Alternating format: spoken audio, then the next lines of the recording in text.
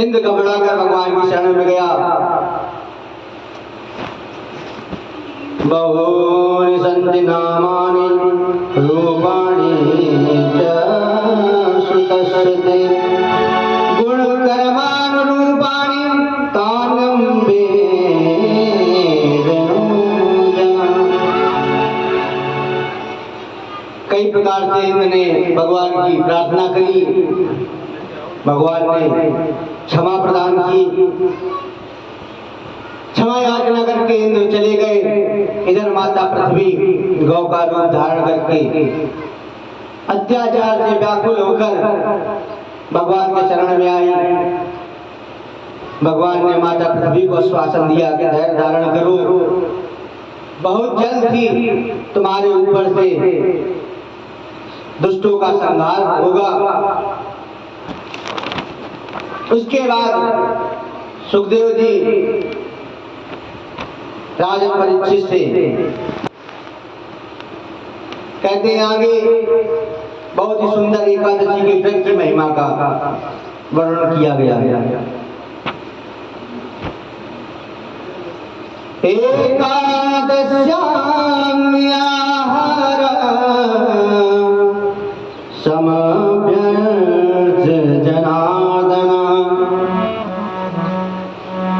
स्नातुं नन्दस्तु कालिन्द्या द्वादशं जगमाविशत्।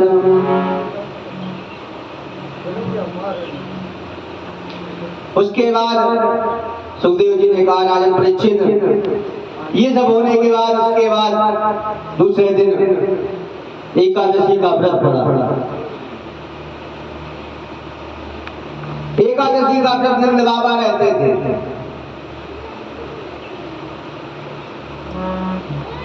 कहा जाता है कि व्यक्ति तप और व्रत अपने लिए करता, किसी दूसरे के लिए नहीं करता।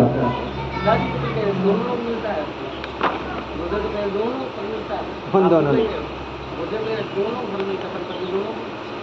अलग बात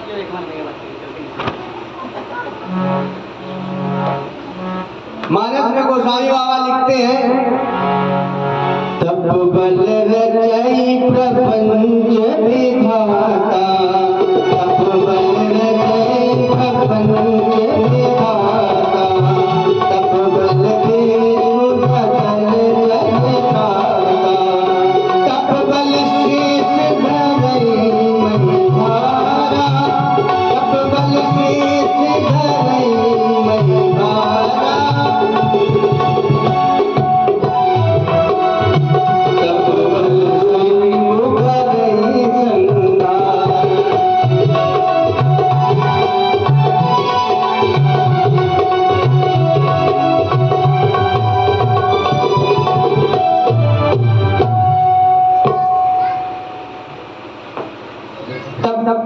का प्रभाव मानस में बाबा ने बताया। तपबल शंभु करई संगारा,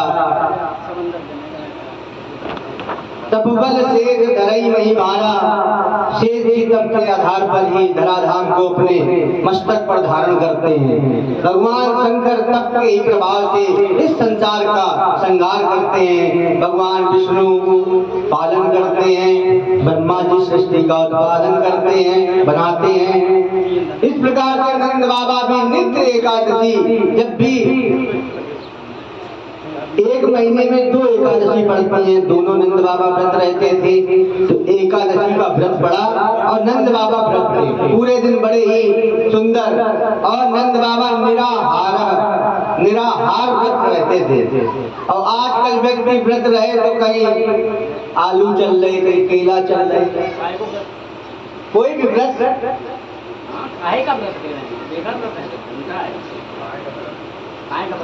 पूरे दिन चकाचक चलता रहता है। वो बोले का व्रत है, काहे के, वास्तविक काहे के बोले बस इसलिए है कि महाराज इस दिन बहुत अच्छी अच्छी चीजें मिलती हैं जो अन्य दिनों में नहीं मिलती। तो डेली वही आलू की सब्जी रोटी, और जिस समय व्रत होता है उस समय बढ़िया चकाचक बर्फी, दूध, रसमलाई, ये सब आनंद की चीजें जो व्रत में महत्वपूर्ण है, वही सब वस्तुएं व्यक्ति पूरे दिन खाने में लगा रहता है। लेकिन नंद बाबा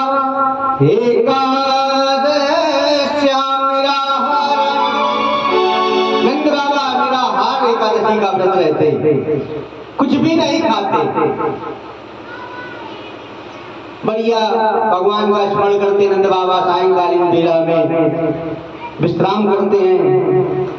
अचानक नंद बाबा की अर्धरात्रि में नींद खुल जाती है और समय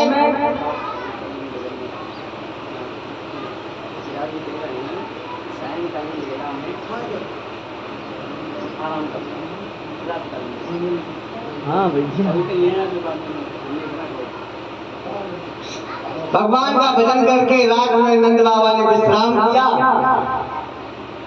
और अर्धरात में नंद बाबा की नींद खुल जाती है।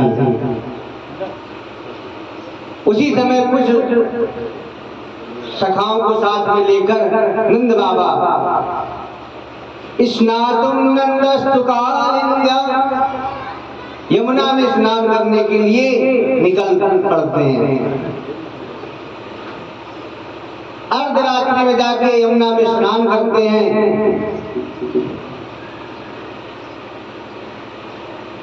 और जैसे ही डुबकी एक साथ सब लगाते हैं, सब तो बाहर निकल आते हैं, लेकिन नंद बाबा का कहीं अता पता नहीं रहता। बहुत देर तो देखते रहे, लेकिन जब काफी समय बीत गया तो सब घबरा गए, विचार करने लगे कि नंद बाबा कहाँ चले गए।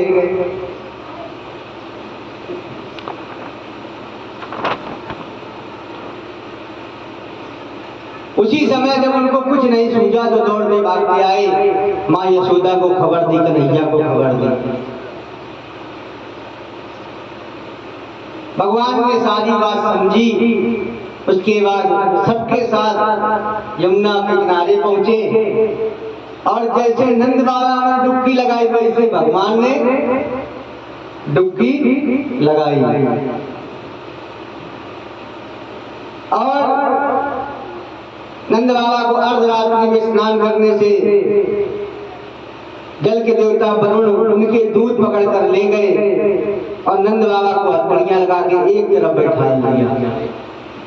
भगवान भी पीछे पीछे गए और सीधे कहां पहुंचे, वरुण लोग। जैसे ही भगवान को देखा तो वरुण देव घबरा गए, एकदम उठे, बोले प्रभु आपका यहाँ आगमन कैसे हुआ। तो नंद भगवान कृष्ण ने कहा, बोले आपकी वजह से आना हुआ और कौन कारण हो सकता है। बढ़िया स्वागत सम्मान हुआ, भगवान कृष्ण का सिंहासन पर बैठाया। वरुण देव ने भगवान की स्तुति करी और भगवान ने पूरी बात बताई। उसी समय वरुण भगवान क्षमा मांगने लगे भगवान कृष्ण से। भगवान ने क्षमा किया और नंद बाबा को लेकर पुनः यमुना के रास्ते बाहर निकले।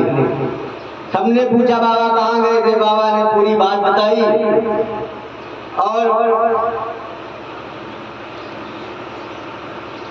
जो स्वागत सम्मान हुआ वो सब चर्चा करी। उसके बाद बोलिए भागवत भगवान की जय। इसके आगे की चर्चा